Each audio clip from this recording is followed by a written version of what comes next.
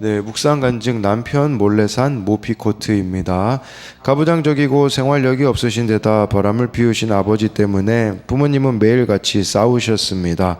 가난한 가정 환경에서 그런 부모님의 모습을 보고 자란 저는 잘 살려면 공부를 열심히 해서 출세해야겠다고 다짐했습니다. 그러다 성인이 되어 치과 의사인 남자를 만나 행복을 꿈꾸며 결혼했습니다. 하지만 효자인 남편은 시어머니에겐 더없이 후하지만 저에게는 돈을 잘 주지 않았습니다. 가전제품은 물론이고 아이들 학원비도 마음대로 쓰지 못하게 하여 저희 부부는 늘 돈 문제로 싸웠습니다. 그래서 저는 남편 몰래 백화점에 가서 그릇을 사거나 옷을 사 입었습니다. 그러다 하루는 그 시기에 유행하던 모피코트를 할부로 사서 장롱 속에 숨겨 두었습니다. 그러나 두어 달 뒤 남편에게 카드 명세서를 들켰고 남편은 나 몰래 도둑질해서 사 입었냐? 내가 벌어서 카드값 갚아라고 했습니다. 저는 아이들도 보는 데서 남편에게 이런 대접을 받는 게 창피했고 돈으로 치사하게 군다고 생각했습니다. 그러다 남편의 병원이 망하고 엎친 데 덮친 격으로 주식 투자에 실패하는 일련의 사건을 겪으면서 주님이 저를 찾아오셨습니다. 그 무렵 저는 교회에 등록해 말씀을 들으며 지난날 나 역시 가난했으면서 나보다 못한 이들을 무시하는 교만을 보게 되었습니다. 또한 남편이 벌어다 주는 돈으로 생활하면서도 인색하다며 남편을 무시하고 미워한 죄도 생각나 회개하게 되었습니다. 남편은 망하고 나서도 지금까지 20년째 주식을 못 내려놓고 있습니다. 그리고 뭐하러 교회를 다니냐고 저를 조롱하고 수군거리기도 합니다. 하지만 그런 남편 덕분에 돈과 명예가 인생의 전부라고 여기며 나 자신을 세상에 나타내고 싶어 했던 저의 죄를 상기하게 됩니다. 자신의 때를 기다리시다가 예루살렘에 은밀히 가신 예수님처럼 저도 남편의 영혼 구원이 이루어질 때까지 남편을 긍휼히 여기며 인내하기를 기도합니다. 적용하기입니다. 남편에게 돈보다 당신 건강이 더 소중해요 라고 말하겠습니다. 자녀들 앞에서 남편을 주식 중독자라고 부르지 않겠습니다.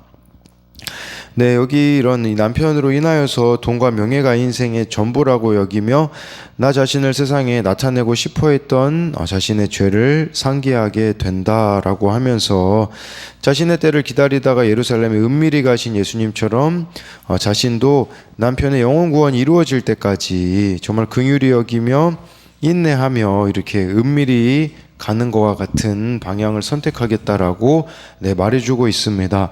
오늘 말씀 제목은요, 바벨탑인가 십자가인가 라고 잡은 것은요, 예수님의 때와 사람들의 때가 달랐습니다. 사람들의 때는 뭔가 이렇게 주목받고 드러나는 때라면 예수님의 때는 하나님께 맞춰져 있었습니다. 또 예수님이 올라가신다라는 이 표현이 요한복음에는 십자가와 관련이 있거든요. 그러니까 십자가를 지시러 예루살렘에 올라가시는 것에 초점이 있는데 사람들은요, 바벨탑 쌓는데 초점이 있어요. 세상에서의 그 올라감은 높아짐을 말하는 것이기 때문에 저와 여러분들이 정말 바벨탑인가 십자가인가 이 갈림길에 늘 서 있다는 것이에요.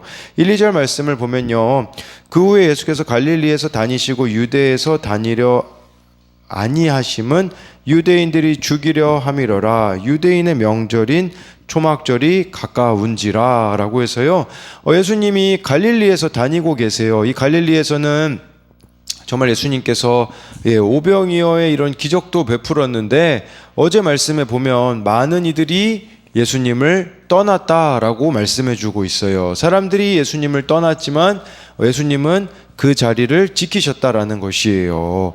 네, 왜냐하면 여기서 왜 그렇게 하셨냐면 유대에 다니려 아니하심은, 그러니까 예루살렘으로 안 가고 계시거든요. 그 이유는 유대인들이 죽이려 함이로라. 그 38년 된 병자를 고쳐주시면서 안식일에 대해서 이야기하셨잖아요. 그게 예루살렘이었잖아요. 지금 1년이라는 시간이 지났는데도 여전히 유대인들이 예수님을 죽이려고 했다라는 것을 말씀해 주고 있습니다. 2절에 유대인의 명절인 초막절이 가까웠다라는 것은 지금 이것은 그 오병이어 기적이 네, 그게 요한복음 6장에 보면 유월절이 가까웠다고 하는데 지금 초막절까지 그 간격이 6개월이 지나고 있거든요. 그러니까 예수님이 6개월 동안 이 갈릴리 지역에 머무르셨다라는 그 배경을 제시하는 것이라고 볼 수 있고요. 또 한 가지 이것이 배경을 제시하는 것일 수 있는데 그것은 뭐냐면요. 이 초막절이 이스라엘 3대 절기 중에 하나로 이스라엘 백성들이 가장 선호하는 절기라고 합니다. 이때 가장 많은 순례자가 예루살렘을 찾았다라고 하더라고요. 그러니까 9월 말이나 10월 초가 됐을 건데 많은 사람들이 모이는 시간이다라는 그 배경을 제시하고 있는 것이에요. 그 배경을 제시하고 있는 게 이제 3절부터 5절에 보면 나와 있거든요. 3절부터 5절을 보면 그 형제들이 예수께 이르되 당신이 행하는 일을 제자들도 보게 여기를 떠나 유대로 가소서. 스스로 나타나기를 구하면서 묻혀서 일하는 사람이 없나니 이 일을 행하려 하거든 자신을 세상에 나타내소서 하니 이는 그 형제들까지도 예수를 믿지 아니함이로라. 예, 초막절 가까웠으니까 빨리 예루살렘으로 가라고 예수님의 형제들이 말했다고 하는데 이 형제들은 마태복음 13장 55절에 의하면 야고보, 요셉, 시몬, 유다였다라고 나와 있어요. 4명의 예수님의 동생들이죠. 그러니까 예수님 이제 유명해지려면 지금 여기 갈릴리 이런 촌구석에 묻혀 있을 때가 아닙니다. 지금 예루살렘에 초막절 가까우니까 사람들 많이 모이니까 디아스포라 유대인도 올 거고 많은 사람들이 올 거니까 가서 4절에 보니까 스스로 나타내시라고 성공하라고 권력과 명예 붙잡으라고 예수님한테 이야기하고 있는 것이에요. 그러면서 지금 이 형제들의 주제가는 자신을 세상에 스스로 나타내소서, 이게 주제가라는 거예요. 오늘날로 가지고 오자면 우리에게는 어떤 거겠습니까? 더 큰 교회, 더 큰 회사, 좋은 직장이겠죠. 더 큰 무대, 더 큰 사람, 더 큰 영향력이 하나님의 영광을 가져온다라는 이 생각이 바로 자신을 세상에 스스로 나타내소서와 같은 생각일 수 있다라는 것이에요. 이 4절에 세상에 나타내소서, 이 세상이란 단어가요, 요한복음에는 빛으로 오신 예수님을 철저하게 거절하는 세력을 말하거든요. 그러니까 예수님한테 이렇게 얘기하는 거예요. 좀 세상에 인정받기 위해서는 세상의 가치관도 좀 따르고요, 세상의 욕망을 좀 채워주세요, 이제 이런 식으로 이야기를 하는 거죠. 근데 이런 제안을 예수님의 형제들이 한 이유가 5절에 나와 있어요. 그 이유는 예수님을 믿지 않았기 때문이라는 것이에요. 이처럼 예수님이 목적이 되지 않고 내가 목적이 되는 인생은 바로 불신 인생이라는 거죠. 또 우리가 이렇게 예수님을 따르려고 하면 이 하나님의 일을 할 때 가족에게 비난과 또 놀림을 당할 때가 있습니다. 예수님을 바르게 믿으려고 할 때겠죠. 그때 저와 여러분들이 잘 듣고 인내하는 것이 예수님을 따르는 성도의 또 믿음이다라고 할 수가 있습니다. 그래서 이것에 대한 적용도 내가 속속들이 아는 가족이라는 이유로 부모나 형제자매의 믿음을 판단하고 무시하지는 않습니까? 또 예수님의 형제들이 예수님에 대하여서 자신들의 기준을 들이밀었다라는 이 부분을 가지고 우리에게도 해당되는 게 있는가를 돌아보자는 겁니다. 많은 사람에게 나를 드러내 보이며 나타내고 싶은 것은 무엇입니까? 그것이 예수님을 믿지 않는 결과임을 인정합니까? 정말 세상에 성공을 위해서는 많은 시간을 투자해요. 그런데 주님과 교제를 위하여서는 우리가 우리 자신을 드리고 있지 않는다면 이것이 불신이다라는 것을 알아야 합니다. 바벨탑을 쌓는 것이라고 볼 수 있는 것이겠죠. 여기 6절 7절을 보면요, 예수께서 이르시되 내 때는 아직 이르지 아니하였거니와 너희 때는 늘 준비되어 있느니라. 세상이 너희를 미워하지 아니하되 나를 미워하나니 이는 내가 세상의 일들을 악하다고 증언함이라 라고 말씀해 주고 있어요. 아까 예수님을 5절에 보니까 형제들이 믿지 않았다고 하잖아요. 그렇다면 저와 여러분들이 예수님을 믿는 게 뭡니까? 그게 바로 6절에 나와 있어요. 그것은 나의 시간표를 들이미는 게 아니라 예수님의 시간표에 나를 맡기는 겁니다. 예수님의 시간표대로 나를 이끌어 주시기를 구하는 거예요. 사람들은요, 늘 자기를 드러낼 시간을 찾거든요. 드러낼 때를 찾습니다. 그런데 하나님이 정하신 예수님의 때는 십자가를 지고 희생하는 시간이라는 거예요. 즉 예수님의 때는 수많은 백성에게 드러내는 때가 아니라 자신이 죽어야 될 때라는 것이에요. 네. 그래서 예수님이 예루살렘에 가셔야 될 때가 아직 이르지 않았다라고 말해주는 거예요. 그러니까 특별히 이 예수님의 형제들이 기대한 영광을 얻기 위한 예루살렘 행은 아니었다라는 거죠. 예수님이 영광 받으시는 일은요, 사람들에게 주목받으실 때가 아니라 6월절 어린 양으로 십자가에 달려 죽으심으로 이루어질 때였다라는 것이에요. 그러면서 7절에 하나님의 때를 따라 사시는 예수님은 세상이 하나님과 상관없는 하는 일들을 모두 악하다고 증거하시는 것이죠. 우리가 만약에요, 세상과 똑같은 목적을 가지고 살잖아요. 세상은 우리를 반기고 안아줄 거예요. 절대로 우리를 미워하지 않을 것이에요. 그런데 저와 여러분들이 십자가 지는 삶을 살잖아요. 그럼 어떻게 될까요? 세상이 우리를 미워하게 되어 있다라는 것이에요. 그래서 예수님의 제자라면 저와 여러분들이 잠시뿐인 이 세상의 영광보다 주님의 영원한 영광을 바라보며 오늘 십자가 지는 적용을 해가야 한다라는 것입니다. 그래서 이것에 대한 적용도요, 예수님께 나의 시간표를 들이밀고 있지는 않습니까? 정말 예수님의 시간표에 나를 맞추는지 아니면 내 시간표를 예수님께 들이밀고 있는가를 묻고 있는 거죠. 또는 나를 드러낼 때를 찾고 있습니까? 십자가를 질 때를 찾고 있습니까? 주님이 가정에서 내게 맡기신 사명은 무엇입니까? 그럼에도 지기 싫은 십자가처럼 여겨져 미워하는 일은 무엇입니까? 8절 9절에 보면요, 너희는 명절에 올라가라. 내 때가 아직 차지 못하였으니 나는 이 명절에 아직 올라가지 아니하노라. 이 말씀을 하시고 갈릴리에 머물러 계시니라 라고 말씀해 주고 있어요.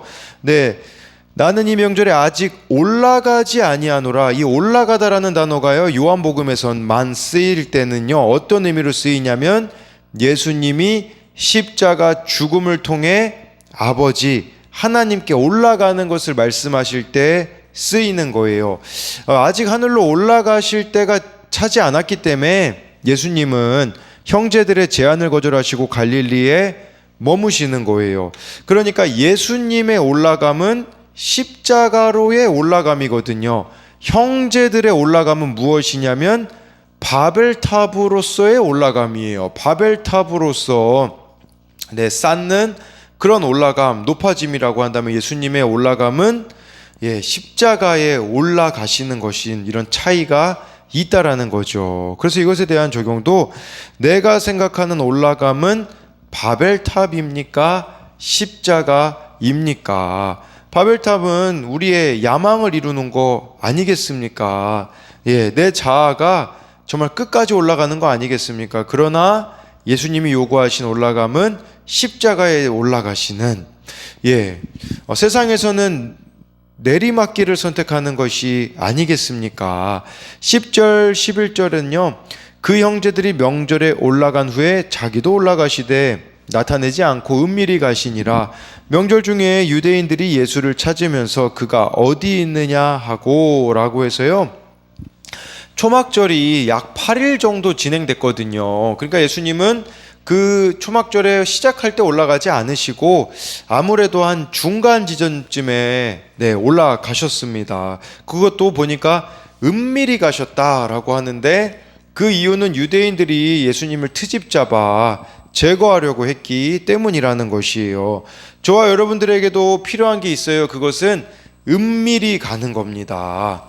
사람들에게 알리지 않고 구원을 위해 은밀히 적용하면 내 때가 없어지는 것 같지만 주님이 내게 가장 좋은 때를 허락하신다라는 거예요. 그래서 여기 묵상 간증에도 나와 있잖아요. 묵상 간증에 자신의 때를 기다리시다가 예루살렘에 은밀히 가신 예수님처럼 저도 남편의 영혼 구원이 이루어질 때까지 남편을 긍휼히 여기며 인내하기를 기도합니다. 이 은밀히 가는 것을 인내하는 것으로 우리에게는 오래 참음과 인내가 아니겠습니까? 이렇게 우리도 구원을 위하여서 은밀히 가야 되는 일들이 있다라는 것이에요. 그래서 이것에 대한 적용도 예수님의 때를 기다리며 내가 은밀히 구원을 위해 적용해야 할 일은 무엇이 있습니까? 마지막으로 12절 13절을 보면요, 예수에 대하여 무리 중에서 수군거림이 많아 어떤 사람은 좋은 사람이라 하며 어떤 사람은 아니라 무리를 미혹한다 하나 그러나 유대인들을 두려워함으로 드러나게 그에 대하여 말하는 자가 없더라 라고 말씀해 주고 있어요. 예수님에 대해서요, 많은 사람들이 수군거림이 많다라고 이렇게 말씀해 주고 있습니다. 그러니까 예수님에 대하여서도요, 자기의 그 옳고 그름을 가지고 수군거리는 것이겠죠.